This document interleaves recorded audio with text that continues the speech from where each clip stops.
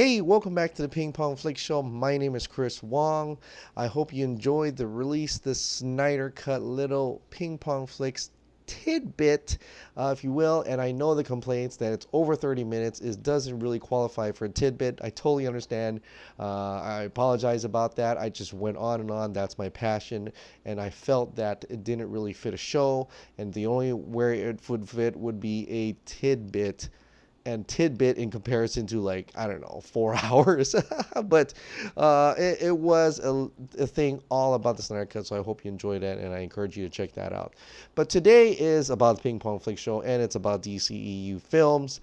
I have a little something here from the Suicide Squad. This is coming from the geeksworldwide.com, and it's exclusive Suicide Squad audition sample scene. Apparently this scene is being passed around on auditions involving the General, which is one of the main antagonists in the film. Now, I do not want to tell you the scenes, as if you want to go ahead and read it, then it's fine. That's up to you. You can go into the link in the description below and check out this sample scene. But I will pull from it something really interesting. That is, the antagonist is the General. At one point, Oscar Isaac was on the short list to play him. He is described as handsome, charming, very physically fit, and ambitious general who you just love when you meet him. That's very interesting. The scene features the general discussing a prison he lives near in South America. And so, without going into more details, there's a casting breakdown of a creature in the Suicide Squad described as a muscular alien woman. Queen's tough, surly, monstrous while grounded. It's interesting because I'm not going to go into more, but this alien was supposedly at one point, it's interesting to know that in Gavin O'Connor's Suicide Squad 2 script, Supergirl was going to be featured as a brainwashed soldier working for the villains. And this is, while the creature isn't Supergirl and Gunn's Suicide Squad, he could be pulling a little bit on that. It's an alien creature. It's a woman, muscular alien woman, monstrous. But in this one's monstrous. But in the original Gavin O'Connor's Suicide Squad 2 script, there was going to be a Supergirl, which I thought was going to be, wow, that would have been really interesting. I'm actually, when I read that, I'm like, I want to see Gavin O'Connor's Suicide Squad 2, only because there's going to be a Supergirl in it, right? A super part of the Superman area in that movie. And I thought that would have been really sweet and really cool. Having, like, Suicide Squad 1 was like Batman focused. Suicide Squad could be 2 would have been like Superman focused. But, that's not happening right now. But that's interesting that they're adding this alien thing. And what I thought it was going to be a more grounded Suicide Squad film where it's a military operation, but I think there's still some room to add. I believe that's what they're doing, is they're adding this little fantastical element inside that Suicide Squad movie, a little bit of sci-fi. It's really interesting to know who this muscular alien woman is. In describing the scene, you can tell this is not Supergirl. If I read you this scene, you're gonna be like, yeah, that's not Supergirl, but it is an alien and it is a creature. So that's that, and this is still rumored right now, but this is coming from Geeks Worldwide, and they have been pretty much right before on certain other aspects. So keep on the lookout for that for James Gunn's The Suicide Squad. The next thing is about Robert Pattinson. A little bit of update on Robert Pattinson. He went to Cannes, and there's people who talked to him, and he's talking around.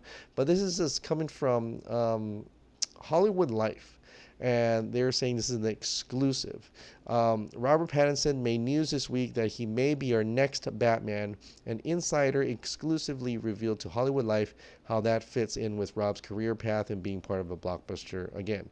So in this article, they talk about how he went through Twilight, Harry Potter, and then he wanted to go through independent films to really get his acting ability up, and kind of working on that before taking on a more celebrity role such as the Batman. But this is what he says. Rob is really looking forward to taking on the Batman role. He is actually looking forward more to being Bruce Wayne, but he is ready for this role and really hopes he doesn't lose out on it. He is looking forward to bulking up and getting into amazing shape for the part as well. And he said that the last month or so he has been reassured that he is the guy, but no contracts have been signed. So he's not 100% Batman. But this time around, if all things fall into place like they seem to be doing, he is ready for all that comes with such a major role. He is looking forward to making the start of the next stage in his acting career. So, judging from this article here, that it's not 100%. He's on a short list. He's still there. He's not 100% confirmed, but he's really looking forward to it, and he hopes he will get the role. So that just means that he's not Batman yet. I mean, he's not Batman yet. And just like that, kind of, Variety's article was a little clickbait. You gotta admit. When you look at the headline, it says, okay, Robert Pattinson is the new Batman. But then, and the article, the headline is just running around. You actually read the article, he's just on a short list. I mean, he's just on a short list of actors who could be portraying as Batman, right? So there's that. I mean, there's something to be said about there for this media trying to really promote this thing, almost seeming like trying to promote this thing. I'm all for it. I'm all for Robert Pattinson being Batman and Bruce Wayne. I've seen a lot of his independent films, or maybe some of it, not all of it, but a lot of like Good Times, High Life. These stuff is really works well. I mean, he has that acting ability. You look at that and you're like, all right, well, I think you forget he's Twilight. You forget he's the guy from Harry Potter. He really has come into his own, and he's got the acting chops to go with it. So I really believe he could be Batman. But it's interesting how it's not 100% confirmed. It's really, he's like the front runner maybe, but something's up there, and Matt Reeves is still tweaking his script. Like how much can you tweak your script? I mean, it's really amazing how far this has gone. It kind of reminds you of when Ben Affleck was tweaking his script. Like, who wasn't happy? Was Ben Affleck not happy, or the studio not happy? And in this case, is the studio not happy, or Matt Reeves not happy, or what's going on with this Batman film that's taking a while and having many villains involved and things like that? What is up with this script? So there is that, and maybe it's the studio. They're like, we need a Batman now. We need a Batman right now. What's taking so long, Matt Reeves? Let's go. But at the same time, they're supposed to be a director-driven film, so let Matt Reeves do the film he needs to do, right? Well, here's some tinfoil for you, and this is real tinfoil. Should I wear the hat? I'll wear the hat for this little segment. All right, so tinfoil for you, and this is coming from Zodwriter. Okay, he puts this out, and I'm putting this on because I want you to tell you that this is just speculation for now. New tip from source. Allegedly, Warner Brothers is having cold feet about Matt Reeves' Batman script. They are also second-guessing recasting Ben Affleck. She claims there is a secret campaign within the studio to take another look at Ben Affleck's original proposal. This makes sense to me for a number of reasons, mainly because Warner Brothers seems apprehensive to announce who they pick for a new Batman. The trade seems to be betting on Pattinson, but Warner Brothers has not said anything. Plus, Matt Reeves' script sounds like a bloated mess with 6 villains. All right, so that's the tinfoil. Whether you believe that or not, that's up to you. Let's go into the reasoning behind something like this possibly happening. And not saying it's happening. No, not saying at all it's happening. It seems pretty far out there. It seems pretty crazy. I know. I get it. People should hang up the Ben Affleck hat. Some of us, like myself, still believe he could still come back in the future as a more current Batman, if you will, 20 years ago in Gotham, So we know from Jay Oliva, right, that Ben Affleck's Batman script was awesome. Him versus Deathstroke, Joe Manganiello, that was awesome. That's where it was going to be headed. It was going to be great. It was going to be fantastic, and it was going to be something special that Ben Affleck was putting out, right? That was when he was going through that process. That was during the Jeff Johns days, the John Berg days, and so maybe that just didn't fit what they wanted to do. That maybe that's not what the kind of movie they wanted to portray. Maybe they didn't want that Batman versus Deathstroke, which was, described as being awesome. It's really great and stuff like that. Okay, so that was the past, right? That's what happened with that. Now Walter Hamada comes in, and this is all speculation, by the way. So Walter Hamada comes in and takes over all these projects, right? And if his Zodwriter source is correct, that Walter Hamada does like Zack Snyder's work, and he really wants the Snyder cut, and he also likes these types of movies rather than the other types of movies, then there's something to be said about that, right? I mean, I think there's something to be said about that. One, Matt Reeves, that was from the old regiment. They're gone now, so they kind of left them alone. When Walter Hamada came in, he's like, well, I don't like that script. I don't really like what you're doing there. Maybe there's need more action. There's that rumors that it needs more action for a Batman film. And you definitely know that Batman versus Deathstroke would have had a lot of action in that one. So that could be something to be said about that as well. But just taking it apart, not that I'm saying any of this is true, just taking apart how it could be a feasible thing. Now, Walter Hamada, who is known right now to be heading two projects that came from his regime, Birds of Prey and The Joker, rated R Birds of Prey. The scripts are rated R. Don't know what the MPAA rating is going to come out, but the scripts for Birds of Prey and the script for Joker are rated R. Those are his babies.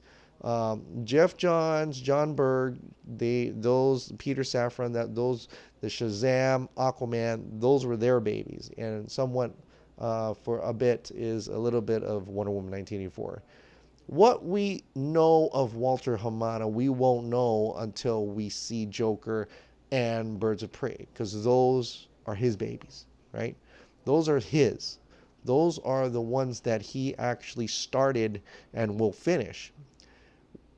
He was finishing up, or just throwing in the finishing touches for Aquaman, throwing the finishing touches for Shazam. But most of those are already said and done. Those productions are already said and done. So, if he likes that, seeing how he capitalizing on rated R scripts, seeing how looking at Joker and Birds of Prey, how the aesthetic and tone is more for a mature audience, okay? Just looking at that. Would Batman versus Deathstroke, Ben Affleck, knowing that he possibly likes Zack Snyder's work in the Snyderverse as well, would he be more in tune with that towards the Batman? Remember, he's coming in here. He's like, all right, well, Aquaman's done. Shazam is pretty much done. Wonder Woman 1984 is out there. Zack Snyder is kind of producing that as well. He's looking at Batman, and he's like, well, I don't really, I know what Jeff Johns and John Burke was trying to do, but I really like this other script. And maybe there's other people in the community that are championing that as well. They're like looking at it, just like Jay Oliva. They're looking at it like, well, look at that. You've got something right there that is Batman versus Deathstroke. It's got some it's gritty, it's actiony, things like that. Ben Affleck is a good director and things like that. And then they're looking over the Matt Reeves one and seeing how there's like multiple villains. There's Catwoman, the Penguin, and you're just looking at all these other blog sites, and people are like freaking out over like, oh my God, it's Batman Returns all over again. Are they just doing that again? Multiple villains. I'm kind of freaked out on that. Maybe the execs are freaking out as well. Maybe they're looking at that and like, well, that's kind of like, okay, I don't know if we should do that. That may be too much. Maybe we should go back and focus on Batman versus Deathstroke. Looking like people like Ben Affleck as Batman, stuff like that. But, that's all hopeful stuff, and I'm not saying any of it's true, but if you just read that, and then I'm thinking, well, what if it's like this? Maybe that's why some people can be championing, including Walter Hamada, maybe could be championing that Ben Affleck could be as Batman, and that's why Robert Pattinson and all these other people have not been 100% confirmed in anything on that Batman, and why Matt Reeves the Batman is taking very long in order to getting the script down. He's still tweaking, and they're supposed to start pre-production soon, so it just seems very much like what happened to Ben Affleck's Batman. So we're in that conundrum again. But it's very cool to speculate and very interesting to speculate about that, wondering what's happening behind the trades and stuff. And who knows? Maybe by the time the video come out, Robert Pattinson is new Batman. There's nothing to worry about. We're going to get the Matt Reeves Batman and things like that. But interesting thing put out from Zod Source, and that just got my brains thinking about that. Not so much tinfoil news is that comicbook.com and Heroic Hollywood has actually gone out and gave a shout out to the Snyder Cut fans, us, raising over $10,000, $11,000 to promote Justice League Snyder Cut at San Diego Comic-Con. All great. We love that news. We want it to go out there into the public.